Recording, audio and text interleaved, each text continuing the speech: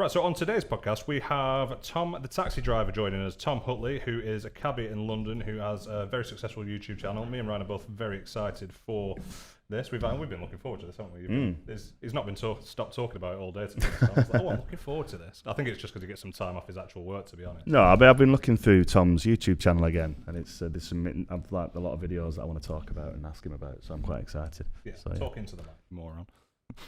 God, you really are narky, aren't you? It's been a long few days. So how are you, Tom? You all right?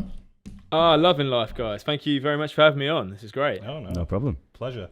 So obviously we discovered you on YouTube, and I've watched a lot of your videos to inform some of the articles I write. So just give yourself a chance to introduce yourself to our listeners. Works pretty well. Yeah. I've been driving as London cabbie since December 2017, so just over 4 years. It took me about 3 years to get through the knowledge. And I started my YouTube channel in 2020. Like many people, lockdown, you're like, geez, what the hell do I do with my life? I'd wanted to do it for quite some time, but it always put it on the back burner. You're like, I'm so busy for that, I can't do that. So when 2020 came around, it was like, right, I've got no excuses. Let's get this thing off the ground. And yeah, I've had a bit of an adventure along the way, a few mishaps and things like that. But it's sort of semi-constant-ish now, and takes up a lot of my time really. That taxi driving, it's just the endless cycle. Really. Well, that's good going. That so in 2 years you've got 50,000 subscribers, so that's 25,000 a year. So how have you managed that? Well, I don't know. I try not to pay too much attention to subscribers because it's just like, as anyone on sort of some of these social platforms would tell you, it's more about like audience engagement, really. You could have 50,000 subscribers, but they could all be people who hate your guts or whatever, or not interested in what you actually want to be doing. That's true. So, I would much rather have like 10,000 people that, or, even less or whatever, that are, a core sort of group that really enjoy what you want to do. Maybe they're supportive and say, oh, Tom, maybe you should do this idea or go for that idea. And that's kind of what helps inform me, make different content, really. Well, that's the thing. I suppose if you're putting the time into the content and you're making content that's relevant, the subscribers will just come.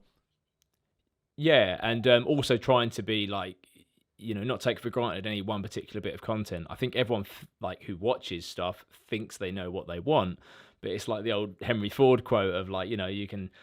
I suppose wasn't it Henry Ford? One of these sort of things where people think they know what they want. Oh, Henry Ford, yeah. If I asked my customers what they wanted, they would have just asked for a faster horse. Obviously he then meant not to make the Model T. Customers don't know what they want. So I try and do that with my content, really. There's certain stuff that works, but I know that, like any good TV show or whatever, it's not going to work forever. So you've got to kind of keep innovating and keep thinking of these new ideas, and that's kind of what racks my brain a lot of the time. Yeah. Good. Yeah, I've enjoyed watching the video. I know a lot of the recent ones have been focused around the knowledge.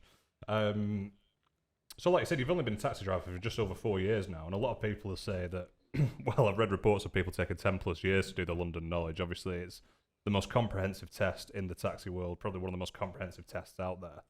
How long did it take you to do it? So I did it in just under 3 years, but I was quite sad. I was living at home with my parents. I split up with my girlfriend. And other than just working full time, I just dedicated all my time to that, basically. So if I wasn't at work, I was in London or in front of a map, basically. So I find it's always good motivation, a breakup. Yeah, literally, you're like, God, like if I've broken up with my girlfriend and I still can't achieve this, I'm a loser. Like, I'm living at home with my parents. I've not got a lot going for me. I've got to get this done. So being a cabbie, is that sort of like your revenge career? Like people have revenge bodies. It's your revenge career. Yeah, I mean, it was like an ultimatum. I mean, she was going to Australia. It's like, yeah, I'm going to Australia. She didn't really invite me either. And I was like... So I'm like, I had to sort of think about this. I'm like, I could have gone, but then I would have come back to the UK and like not had a career, I was just working in retail at the time. I'd been to uni. I'd kind of just was a bit lost. And I'm like, where does my life really go here? I could just escape to Australia, but then if I come back, I've got nothing to come back to. So, right, if I knuckle down hard for 3 years, I've got a career that effectively could be for life. So that was my inspiration, really, and I'm so glad to have gone through that. So how are you finding it at the moment? Obviously, there's a lot of negativity on social media at the moment. Oh, the trade's dead. There's no point getting into it. But we're clearing the pandemic now. Things are getting back to normal. I know things are a lot more back to normal for us. Are you finding that business is returning? Yeah, business has definitely returned, but it's not quite as consistent as what it once was before the pandemic, I found. Like, there was almost like seasonality to it, or I was just getting to grips with this said seasonality. And older drivers will tell you, school holidays, quiet, certain events that go on in London will generally be busier around that kind of time.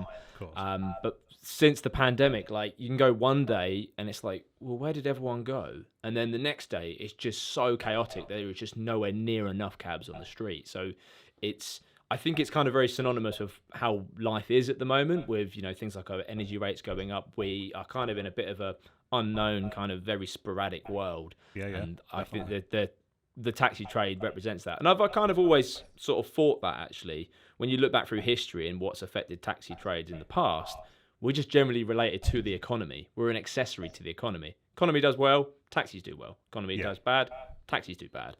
And, that can be seen by what's going on across the world, why it is kind of a bit sporadic at the moment, I guess. Yeah. Well, it is one of those things. It feeds into everything, doesn't it? Hospitality feeds into taxis. Like you say, everything in the economy feeds into taxis. So it's no surprise that it has been slow, but it looks like things are bouncing back. So what would you say to those people? Because there's a lot of it in it, not to generalise, but I'm going to generalise. It tends to be a lot of the older drivers who've been in it a long time, and this has been a big shock to the system, and they're saying there's no point doing the knowledge anymore. The game's dead. How would you respond to people, or how do you respond to people when you're having those conversations? There's a lot of different ways of looking at it, and I would never sort of force it upon anyone and say, oh yeah, you got to do it, it's the greatest thing in the world, like, it will change your life, it's the silver bullet and it's amazing. And when you're on the knowledge, because it's this so far-flung goal, you think, well, it's so hard, it must be worth it at the other end. And for me, I can say categorically, from before doing my knowledge, and obviously now coming out with a badge, I have a richer quality of life. I have a much better quality of life. I have freedom, we're able to do fun things like this. I earn more money. I've done certain opportunities I definitely would not have been able to do on my circumstances beforehand. But that's just me. Other people that have come from a self-employed background, maybe labouring backgrounds, they might look at the two and go, well, hold on a minute, maybe I was earning more money as a labourer or whatever. And you can't always make that comparison because it is an entirely different job. If you've been working on building sites, that's an incredibly laborious job, whereas sitting in a taxi is almost quite the opposite, really. It is quite relaxing in some ways, although you could argue with sort of London traffic. My main thing and what I'm trying to get across in the YouTube is some of the realities of the job. Like, one of my most recent ones I put up was quite a controversial title, and I used the title that a lot of cabbies have said for years of like, oh, is the game dead? And I've seen that Yeah, one. I saw that one, yeah. some people kind of misinterpreted it as me saying like, oh, I'm like so anti, like I want to get out of the cab trade and that. And no, it's kind of just looking at all the things that are happening in the world right now, the vehicles that we have to have, the increased cost of living and stuff, and that these might affect how good the job might have once been. It's no surprise that in years gone by that the job might have been better. But I think if you look at every sector of society, everyone will always say, oh, it was so much better back in the day, always so much better. Everything has been carved up and cut up, and there is more barriers to entry, I think. Like, when I was in retail, for instance, my old boss said, oh, in the 70s, if you had a shop, it was like a license to print money. You would just put a product on the shelf, people would come in and just take it. It wouldn't matter what it was, it would just sell. Whereas now it'd be like, oh, retail's dead, retail's dying, it's all about online. But go down your local high street or go down, Regent Street, Oxford Street. There's still major retailers there. It's still there, but the game has evolved ever so slightly. And I think it's the same with taxis. Taxis aren't ever going to be dead. People are always going to get around. It just means that how we operate will change. I think that's the thing, and we've spoken about it a few times on the podcast, haven't we? The taxi trade itself has been a little bit lagging behind the rest of the economy in terms of evolving with the times, like contactless payments and, well, card payments as a whole. They're only just really pushing for that now, that it has to be done. And in a place like London, where a lot of people don't carry cash, it seems strange that it's taken so long to get there. Yeah, one of the reasons in fact the video that I stumbled upon, Tom, that I found your channel was when we were talking about the sort of Uber impact on the license trade at large, and your video of comparisons to the where you sort of keyed the journey into the Uber app, and then you did it yourself on your meter, and you actually, I think not to steal your thunder too much, but I think the point of the video was that, you know, it can be cheaper on Uber if you have a 4-seater car in a non-surge price time when it's not raining and it's nice and sunny. But if you have anything larger and it's peeing it down, the likelihood is it's probably going to be just as at the same cost or even more expensive than if you've gone it and jumped in a black cab. And I found that really interesting, and we mentioned it on one of the episodes, because to be completely honest with you, I wasn't expecting that to be the result, because, you know, everyone sort of assumes that Uber's cheaper. But I've been interested to get your take on the impact that Uber's had on the particularly the Hackney trade, because it's been a very controversial introduction into the market. They're by no means perfect, particularly when you can look at some of the corporate issues that they've got. But I'd just be interested from your perspective how it's the introduction of Uber has changed your working life really in that regard. Yeah, so to preface it, I've only known of Uber in my time that I've been working as a cab driver. So I can't draw comparisons from before and afterwards. You know, I can only take anecdotal stuff from other drivers and things like that. The way I've understood it and the way that I've heard other drivers explain it was that when it first came out on the scene, like when Uber first came up and people downloaded the app and had it on their phone, I think it was this new and novel thing, like an Amazon, where it's like, look, I can press this button and someone's going to turn up, no questions asked, and they'll take me wherever I want to go, and it's going to cost me a $5. It's going to be amazing. And I think it was because, you know, it's heavily investor backed, as you guys know. So they could subsidize the rides. It gets everyone on board. They collect all the data and they can grow and expand in that way. But, you know, fast forward to now, I think they've been operating in London or so for about 9 or so years. And it's not the model that it once was. You know, they've had to put prices up. They're surging more often than not. And that's kind of what I wanted to show in my video. I always got so annoyed when people were like, oh, black cabs are always more expensive. And the problem is that I think people, no matter what Uber will charge someone, right? If you're got the blinders on, if you're always using this Uber app, you'll go, well, that's expensive, but a black cab is always more expensive. I think people always have this kind of thing in their head when it's really not. And very often I get people come in and they go, cool, is that all it was? I'm like, yeah, that's it. You know, we're metered. Like, it's only a job from here to there. Oh, I got an Uber the other day and it was this price. And yeah, I just want to kind of break that stigma. I want to show as much kind of exposure to the meter, because people think that meters in taxis are this mythical thing that's like that we can somehow manipulate. And there's plenty of videos I've got planned and in the pipeline where I want to show some typical taxi journeys across London, like bread and butter journeys, and things like, we've had a meter update, so I want to share a little bit about that meter update, how it all works. And just generally how we are very heavily regulated by Transport for London. So I've gone off a little bit on a tangent there, but it kind of ties in with what you were saying about the Uber and the meter really. We go off on tangents quite a lot on here, so I won't worry about that. I mean, my experience is, because I used to do quite a lot of travelling on trains to get to meeting with licensing authorities, because that's what I do. And a lot of the time the licensing site wasn't necessarily the town hall. It was somewhere a little bit more remote, usually with better sort of access for the vehicles.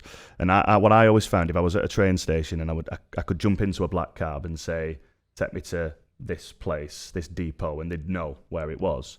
And the question I always got, and you still get it from time to time with private hires, is I don't know where that is. What's the postcode? And I was like, well, I don't really know.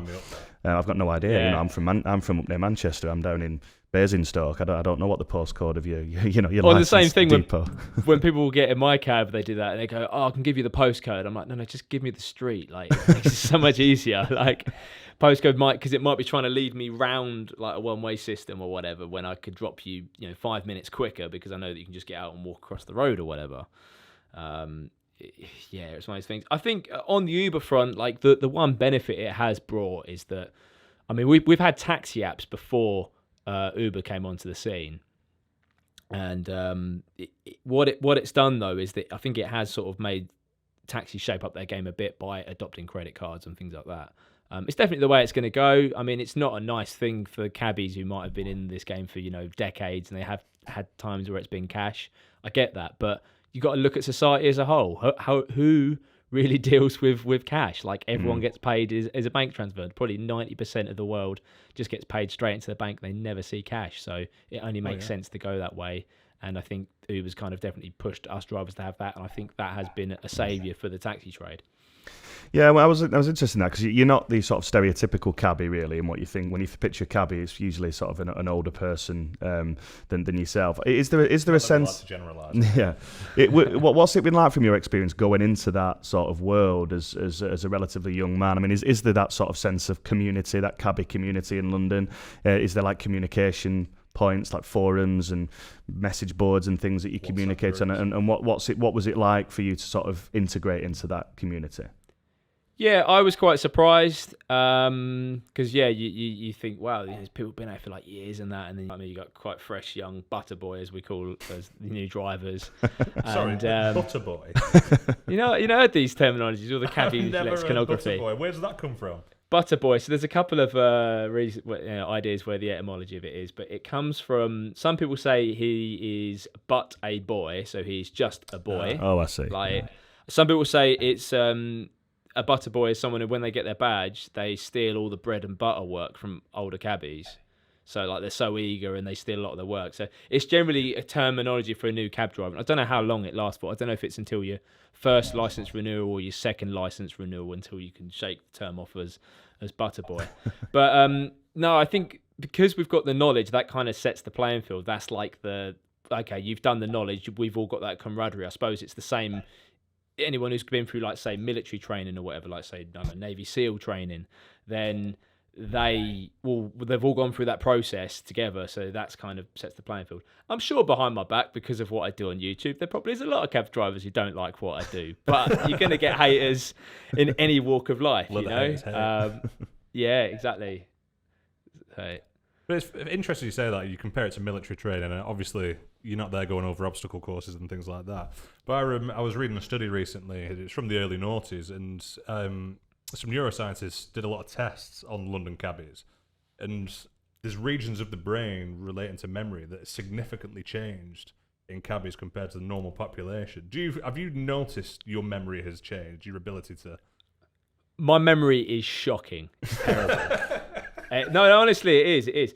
But the way it works when you do the knowledge is that it's just how you remember stuff, how you retain stuff that I think makes it better. I think my kind of spatial memory, like where I've left my keys or something, I very rarely lose anything. I'll have a little mild moment of panic. I'll go, it's not in that pocket. And my brain just goes, yeah, left them on the side credenza in the kitchen or whatever.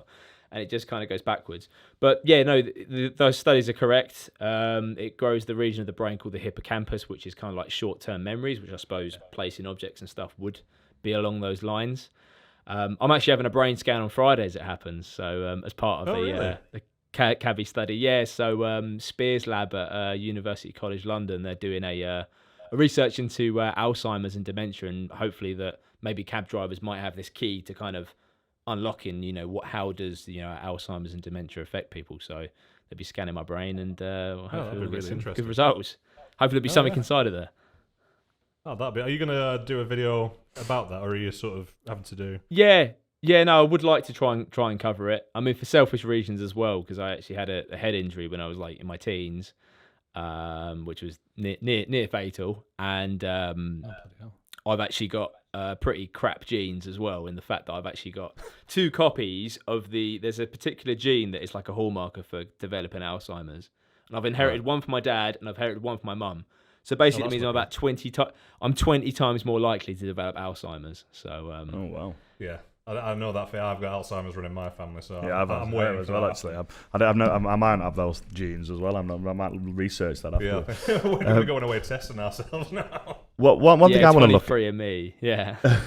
One thing I wanted to ask about, Tom, is the this sort of journey from being a kid to deciding you wanted to be a taxi driver, and I hope it's to do with the Getaway, because I did watch that video of yours playing the Getaway, because that was the way that you approached that video. For those listeners that don't know, Tom does a really interesting video on a PlayStation game called The Getaway, which is basically like Grand Theft Auto but based around London.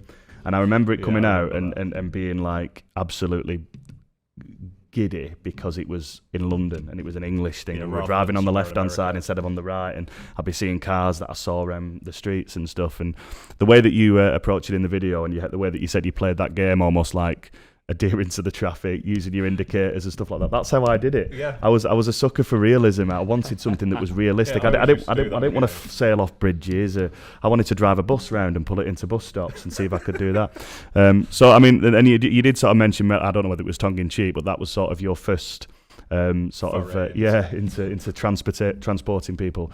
What was the journey from sort of I want to be a taxi driver? Obviously you mentioned about the breakup. Was there any sort of childhood desires to do that kind of stuff, or was it very impulsive, the decision to do something like that? I've kind of always had a bit of like an insight or a curiosity for kind of direction and things. So like, you know, when I was like in my teens, you would go out on our bikes and you would just like go around the estate, and then you'd go to nearby towns and you would join them up. And I liked, there's actually there's a word for it, and it's terra incognita, which basically, like, if ever you've played a video game and you have a map, but you only start on a small section, and as you expand on the world, the map gets bigger. And for me, that's what I love. Like, whenever I go on holiday, whenever I move to a new area or whatever, it's this little map where I'm like, right, I've got this little tiny spot, and then it just gradually expands outwards. And so when I came across the knowledge of London, how I came across it was that I was doing a shitty sales job. I don't know if I can swear there, so we can put another word in. I was doing a not so nice sales job, and I was staying with a friend from university at the time. So I'd already done my degree, and I somehow went well off course and was in this sales job selling TVs for Samsung somehow. And his dad, who was ex-police, was then a cab driver, London cab driver, and he told me about this thing called the knowledge, and you have to go out and learn these blue books. And I thought, you know, just the idea of completing these books, these blue books sound pretty fun in itself. That's like a little scavenger hunt. So even if I complete these runs, 320 runs across London, I should have a pretty good understanding of London. And I always used to get lost in London. I used to think I knew where I was going, but I was like, if I complete these, I'll have a good idea.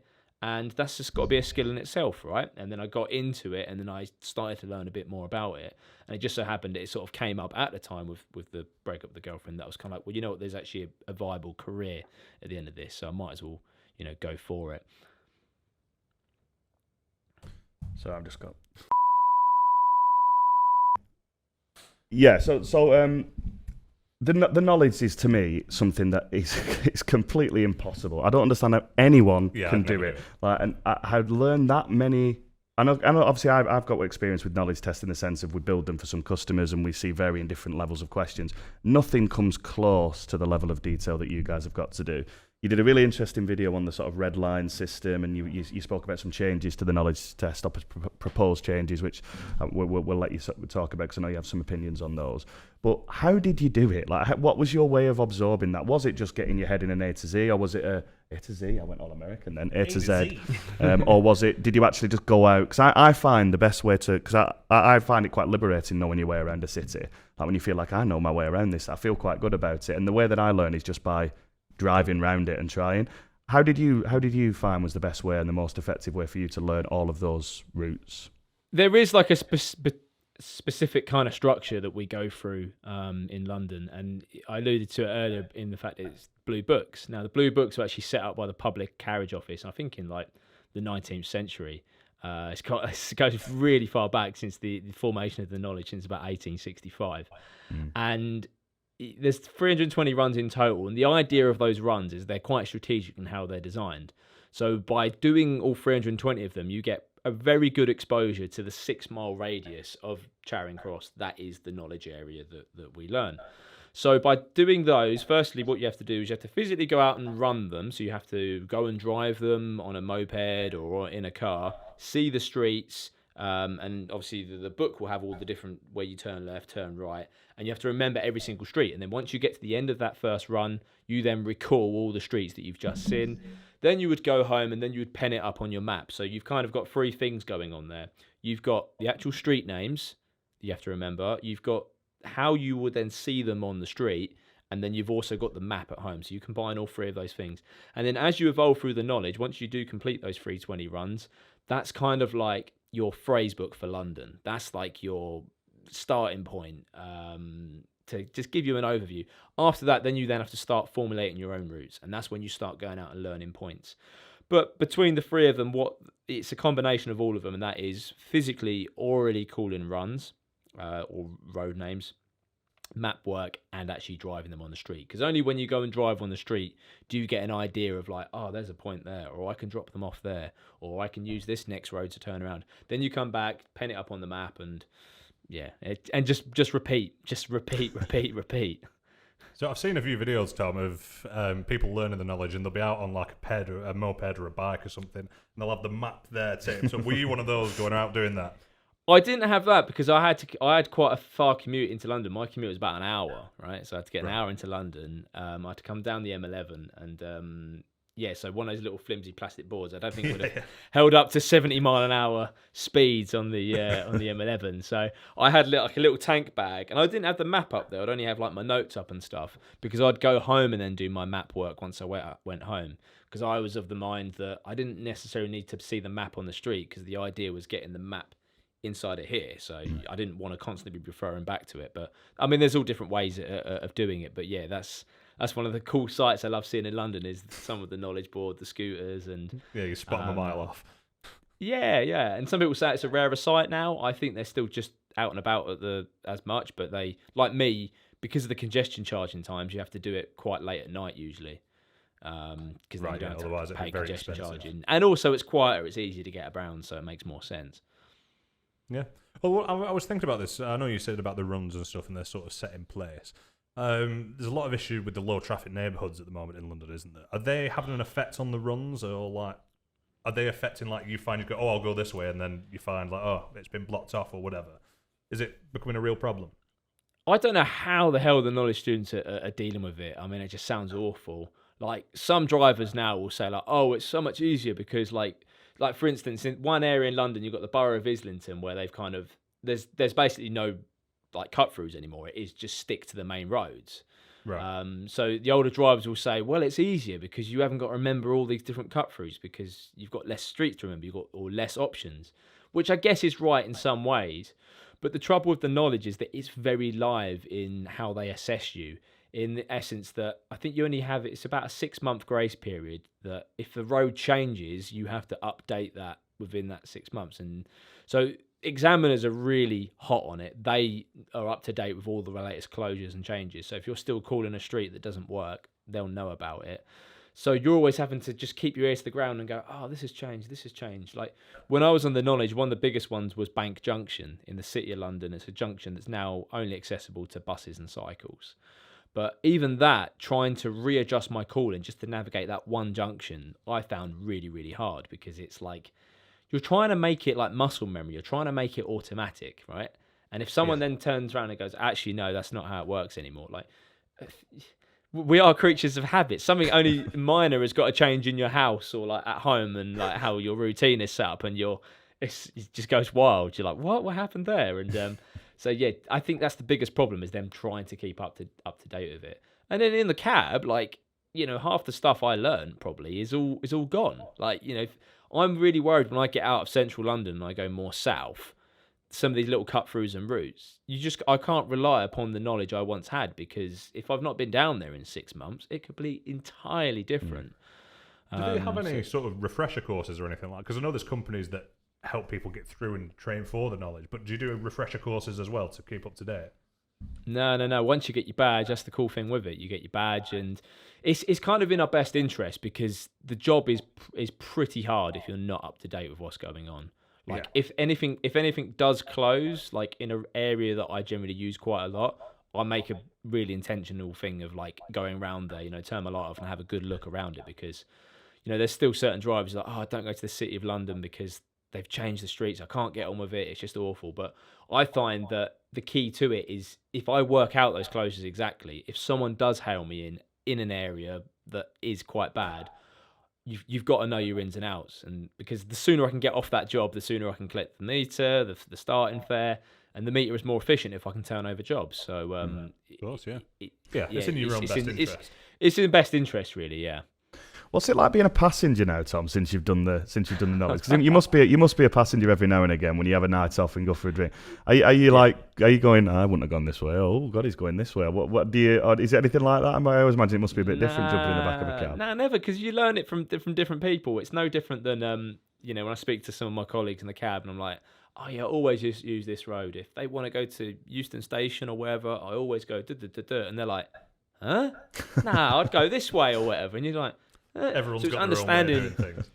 Different interpretation. And I always see that like taxi driving, it's kind of, I like the passengers that give you a lot of trust in what you do. You know, it's the ultimate form of delegation, right? They get in and say, take me to such and such. They don't want to micromanage you and say, oh, can you go this way, that way? That's not what we're for. So it's the same with a driver. I know that they're doing it with their best interest. They're trying to get me there in the best way possible. I had a lady, I think it was just on Monday actually, as it happens. She got in and I didn't even get a "how are you" out of her. I was like, "Oh, how you doing?" She just went, "Want to go this way, this way, this way." She hadn't even stepped in the cab. I'm like, "Huh?" On the drive, she's going, "Yes, left here, right here," and I'm like, "Am I going left here? Am I?" And then you just sort of, I don't really sort of like bite back at that. I'm just like, "Yep, okay, yep, we'll do that way," and I'm like.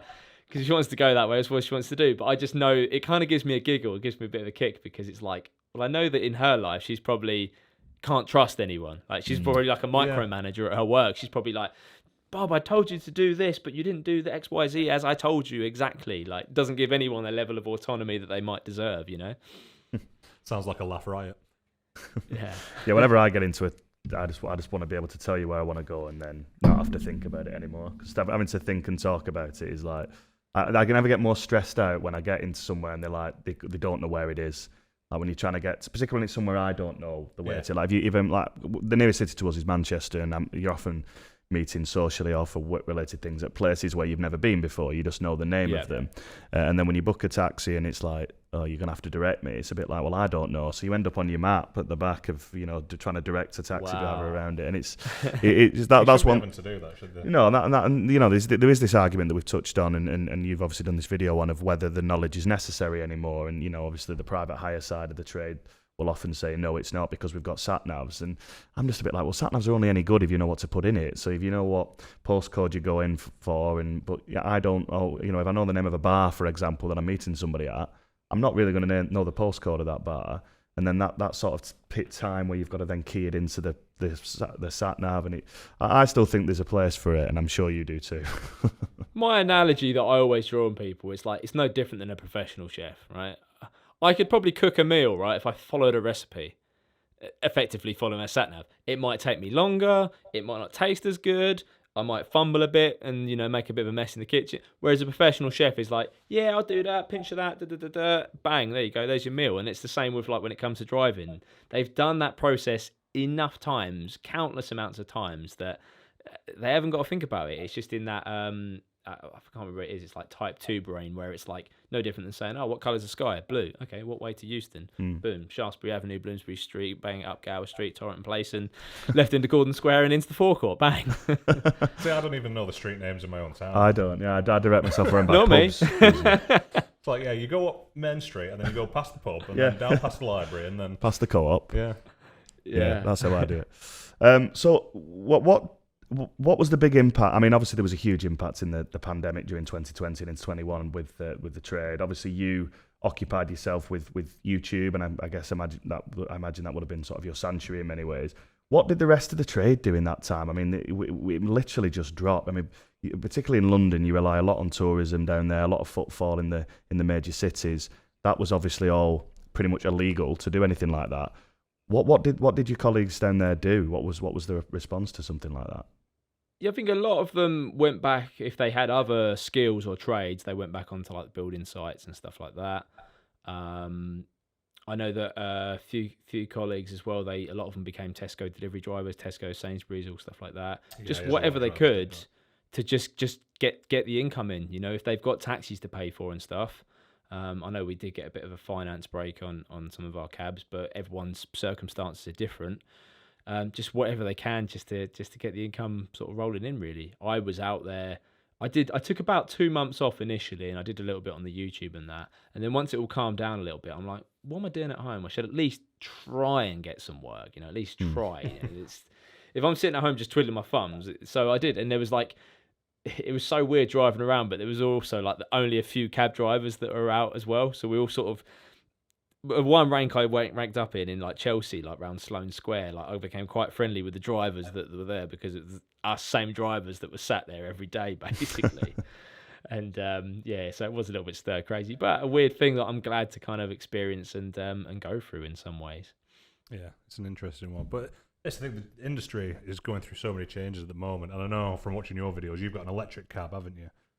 Yeah. How? Oh, by the way, that's what the name of your podcast should now become. It shouldn't be "What time are you on till, mate?" It should be, "Is this cab electric?" That is, honestly, that is the new. No one says "What time are you on till?" or "Have you been busy, mate?" The worst one, and every electric driver will vouch for it. They just go, "Is this cab electric?" You're like, yeah. I think that's going to be How the name many of this miles episode, does it though. do? Yeah. Literally, it is endless, and I hate. Usually, though, the way the conversation goes, I soon get it off the topic, and I go, "Oh, have you got an electric car?" Then they're like, "Oh yeah, I've got a Tesla." And then I let them rant on because it's largely a question so they can talk about what the fact they've That just sounds bought an about electric right. That car. strikes me as the sort of thing electric vehicle owners would do. Not that I'm generalising again, but No, again, and Teslas are wicked vehicles, but I don't get the what time you're on to anymore now. We yeah, still we're get it still up here. north. Yeah. We still do it. Yeah, it It'll be takes a long couple of time. decades for it to perforate up here. We still say at what time are you on till, and have you been busy? We still but ask that up north, we question. actually say hello to people in the street, and I know that's a bit strange down Yeah, south. no, how does that work? Like, that's Yeah. weird. Right? It's bizarre actually, because when I go down to London, I have to consciously not do that because honestly, it makes people like on the rule of thumb up here is if you make eye contact with someone for anything longer than a couple of seconds, you've got to do the "I am a" kind of nod. You're right. Or at least in the morning. Yeah, or You something. never say afternoon. It's Yeah, just and walking past a stranger on the street, obviously it's a bit more sparse up here, so there's not as many as you would do walking through central London, but you do the sort of the hello nod. When I first went down to London, when I was probably about 16, 17, I remember just nodding at people as I've been doing all my life, and people looking at me like I was clinically insane. I suppose there's that many people in London. You'd just be. I wasn't doing it when I was walking down Oxford Street, but it's like if you have that sort of awkward wait, like if you're in a lift or something, or if you're on the escalator and there's like one person coming the other way and you've got that awkward sort of 10 seconds of eye contact, you have to fill that with something. Yeah. No, not in London. I think it's like that with every facet of like life. Like I've alluded to it earlier, but I'm like previously a motorbiker, right? And anywhere like motorbikers have the nod. Like say anywhere you drive around a motorbike outside of London, you'll nod at each other as you go past, right? And but no, it doesn't happen in London, right? When I come out of London and I see like another taxi or like another electric taxi, like where I drive around the country or whatever, we'll put a little hand up. Like, oh yeah, we both got electric taxis, all right? London, no. Friend. Yeah, oh friend, yeah. Electric taxi friend. But Yeah. they are expensive though, aren't they? I know we were joking about saying it'll take a couple of decades to come up here, but I suppose we're not joking about that. It is real a thing. I know. I don't see any. I don't see any up here. I was reading about Coventry recently, and obviously that's the birthplace of the London Black Cab, really, Coventry. Yeah. And they've now got the problem where they've invested all this money in the electric charging infrastructure, but no one can afford to buy the cabs. I know LEVC, they have quite some reasonable finance deals, don't they? Yeah. Is that? Have you managed to buy yours, or are yours on finance? Yeah, it's still on finance. I'm on a hire purchase, which is quite annoying because it's obviously quite a bit more expensive. But then I own it outright at the end of it. That's the thing. But yeah, I mean, I've had it for nearly 3 years now, and I've still got about 36 grand on it. I'm like, what? I've still got to pay that much more. It's insane. But I was reading Taxi Point recently, and they were saying they've done some maths on it. And over 5 years, if you're doing fully electric, you'll save about 18 grand. That's the thing. That's what convinced me over to it, because I was renting a diesel TX4, and I worked out. I just crunched it in a spreadsheet that if as long as you're doing like 5-day weeks, you will at least. I think 4 days was about the break even, and 5 days in comparison to a TX4, and 5 days was where you then start, because of petrol being cheaper, electric being cheaper, where you actually start to reap the benefits of it costing you less, basically. So if you're physically working the vehicle, then yes, the electric I found was cheaper, electric petrol generator, whatever. But if you're just coming out a couple of days a week here and there, then you're still better off with like an older diesel or something. Yeah, I think that's one of the resistance that a lot of the older drivers have, because if they've only got a few years left, I was going to say a few years left in them, a few years left in the industry, it doesn't really make sense for them to make that switch. No, because by the time no, why they're would not you? making Like, those savings. Yeah, you then stripe yourself up to then have to get it paid off in 5 years, and it's like, and you at a time when you want to be winding down, not working like loads of days of the week, you want to be sort of almost gearing up for retirement. You want to be doing less. So, I do sort of worry, and I think that's one of the things that's been exacerbated by this pandemic is that there'll be like a big sort of clump of drivers that will retire maybe earlier than what they were gonna because they haven't got a vehicle they can bridge that gap, if you will. Yeah.